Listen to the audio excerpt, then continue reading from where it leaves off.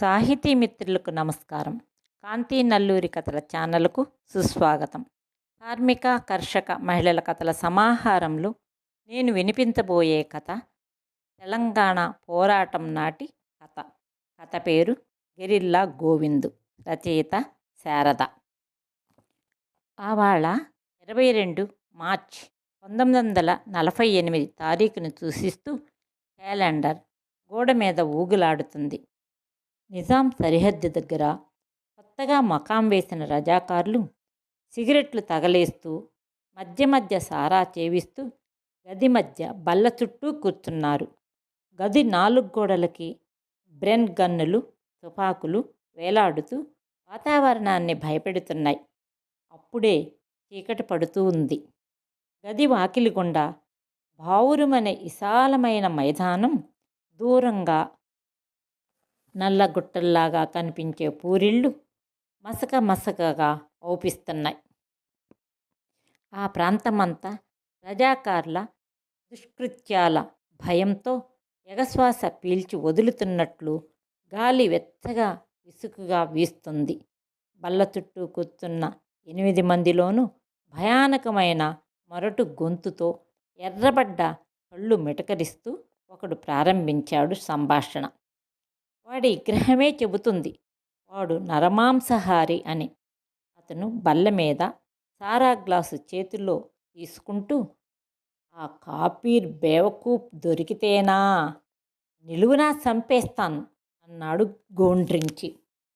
పొట్టిగా కుదేసిన బస్తాల మంచి రక్తవర్ణం తేలిన మరొకడు, నేనే వాణ్ణి చూస్తే అని సిగరెట్ అంటించటంలో లీనమైపోయాడు.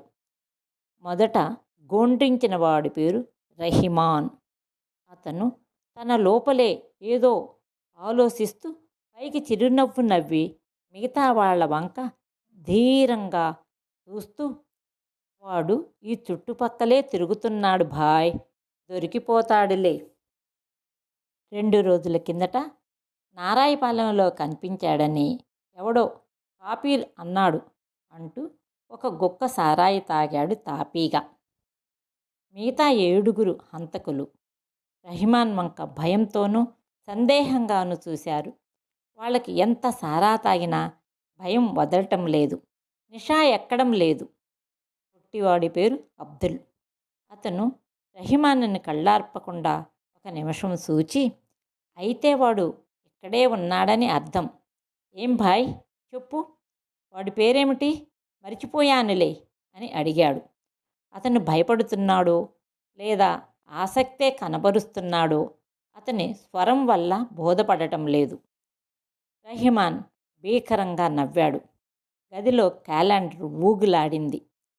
చీకటి వణికింది. మీరు భయపడుతున్నారా అన్నట్లు చూశాడు అందర్నీ.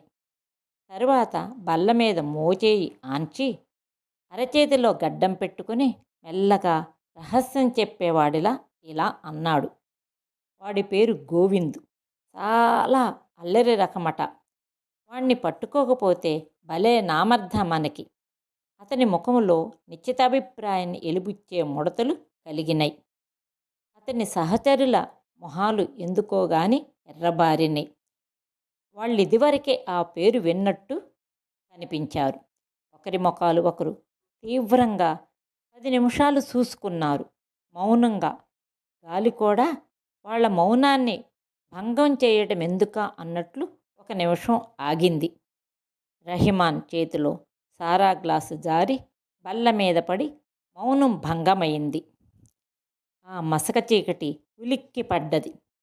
అబ్దుల్ కూడా ఉలిక్కి పడ్డట్టే ఔపించాడు. అరే భాయ్, దీపం వెలిగించనా అని మిగతా వాళ్ళని ప్రశ్నించి వాళ్ళ జవాబు రాకముందే అతను ఆ పనిలో నిమగ్నమైపోయాడు. రహిమాన్ అబ్దుల్ వైపు తూలే కళ్ళతో ఉరిమి చూస్తూ, అరే, మన కొత్త సర్దారు ఈ పాటికే వస్తూ ఉండాలిగా అని అడిగాడు.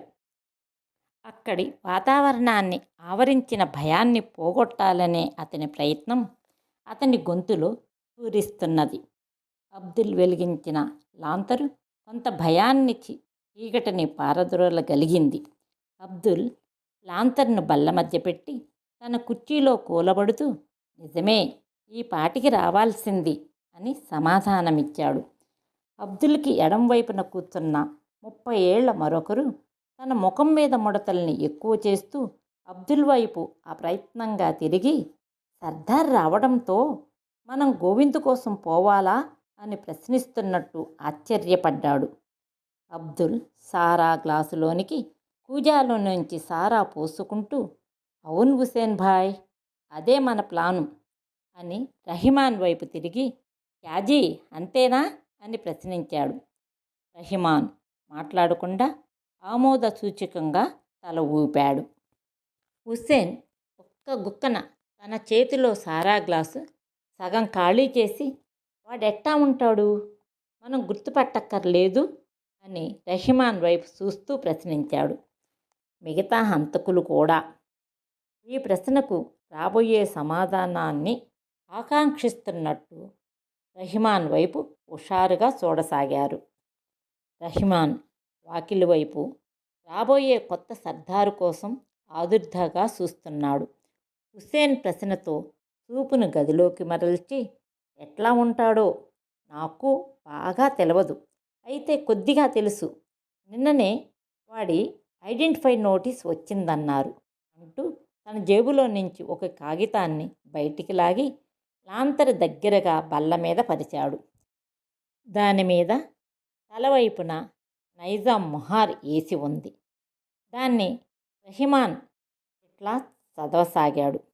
పేరు గోవిందు, గ్రామం నల్గొండ జిల్లాలో ఒక గ్రామం, సామాన్య రైతు, వయసు 22 సంవత్సరాలు, ఎర్రగా 6 అడుగుల ఎత్తు ఉంటాడు. ఎడం వైపుగా గడ్డం మీద ఇటీవలనే తగిలిన తుపాకీ గాయం ఉంటుంది. మీసాలు కొనలు తిరిగి ఉంటాయి.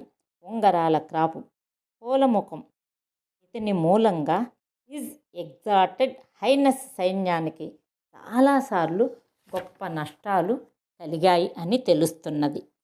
ఇతను కాపీర్లపరమైన మన రాజ్యంలోని గెరిల్లా దొంగల గుంపు నాయకుడు. ఇతన్ని పట్టుకున్న వారికి 5,000 హలీలు బహుమతి ఇవ్వడమే కాకుండా దొరతనంలో పెద్ద ఉద్యోగం కూడా ఇవ్వబడుతుంది. చదవటం పూర్తి చేసి రహిమాన్ తన అనుచరుల ముఖాల వైపు చూశాడు. వాళ్ళందరికీ గోవింద్ విగ్రహం కళ్ళకు కట్టినట్టు కనిపిస్తున్నది. వాళ్ళ వైఖరిని బట్టి అబ్దుల్ ఆ పరిస్థితి నుంచి 5 నిమిషాలకు తేరుకుని బల్ల మీదకి ఆవేశంగా వంగి, వాణ్ణి నేను గుర్తుపట్టగలను, 5,000 హాలీలు, పెద్ద ఉద్యోగం బాబు, మనం ఆ పైసాని పంచుకుందాం అని ఆనందంగా అరిశాడు. అతని అరుపు గోడలకి వేలాడే తుపాకీలకు తగిలి ప్రతిధ్వనించింది.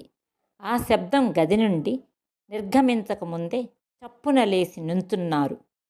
నిమిషం గడిచిన తర్వాత టకటకా బూట్లు చప్పుడు చేసుకుంటూ ఓ నూతన వ్యక్తి మిలిటరీ యూనిఫామ్లో ఉన్నవాడు లోపలికి వచ్చాడు. అతని వెనక ఇంకో హిందూ సేవకుడు, డ్రైవరు వచ్చారు. రెహమాన్ సర్దార్ వైపు వంగి, సర్దార్జీ సలాం అన్నాడు. మిగతా అందరూ సలాం అన్నారు. సర్దార్ గదిలోకి ఒకసారి కలయి చూసి వాళ్ళ సలాములందుకొని మళ్ళీ సలాం అన్నాడు. సర్దార్తో ఇంకెవరూ రాకపోవడం రెహమాన్కి ఆశ్చర్యం కలగజేసింది. దాదాపు 50 మంది రజ్వీ అనుచరులన్నా రావాల్సింది అని అంచనా. సర్దార్ని కూర్చోమనాలన్న తలంపు అతన్ని ఆశ్చర్యం నుండి మేల్కొల్పింది.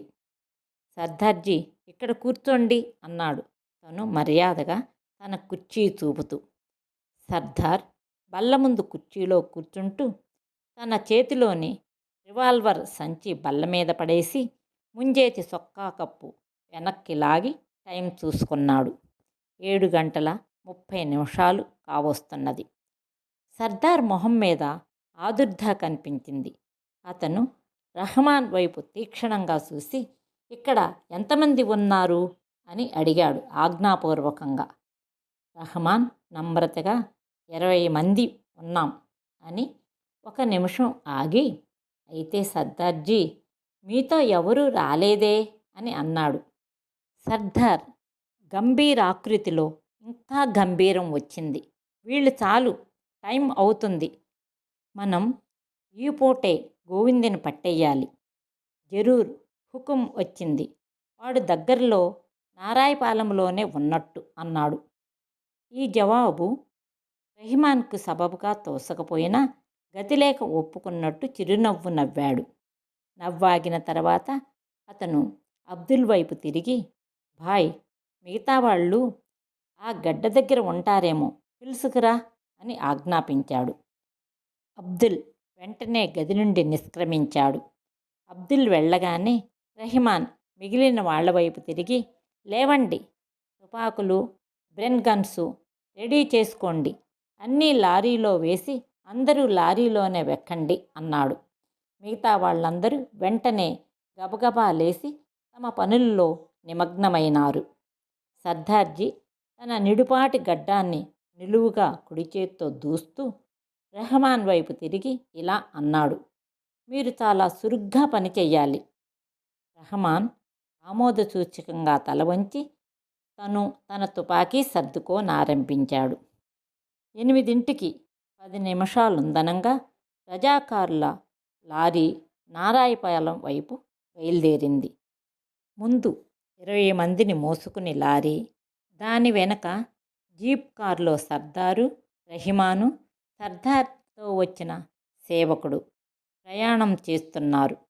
రోడ్లు ఎన్నో ఏండ్ల నుండి రిపేర్ లేకపోవడం వల్ల చాలా గతుకులుగా ఉంది.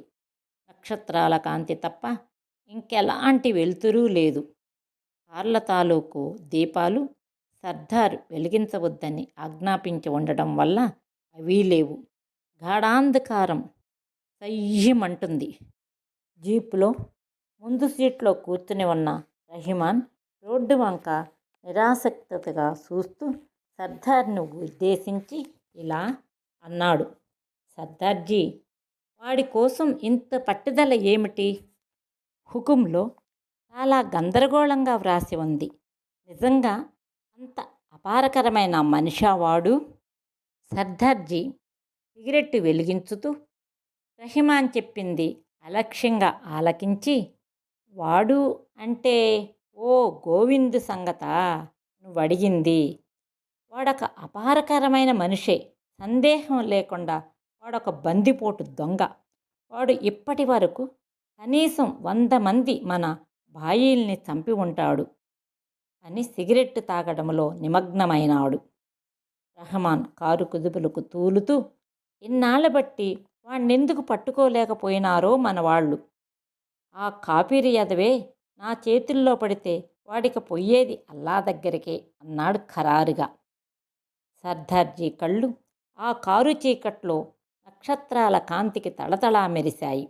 అతని చేతిలో సిగరెట్టు అసహ్యంగాను కసితోనూ రోడ్డు మీదకు విసిరికొట్టి, వాడంత తెలివిగా దొరుకుతాడనుకుంటామా? కానీ దొరికితేనా అన్నాడు. రెహమాన్ వెంటనే సంభాషణ అందుకొని, వీడంతా నా చేతిలో మహావాళ్ళు అయిపోయినారు అన్నాడు.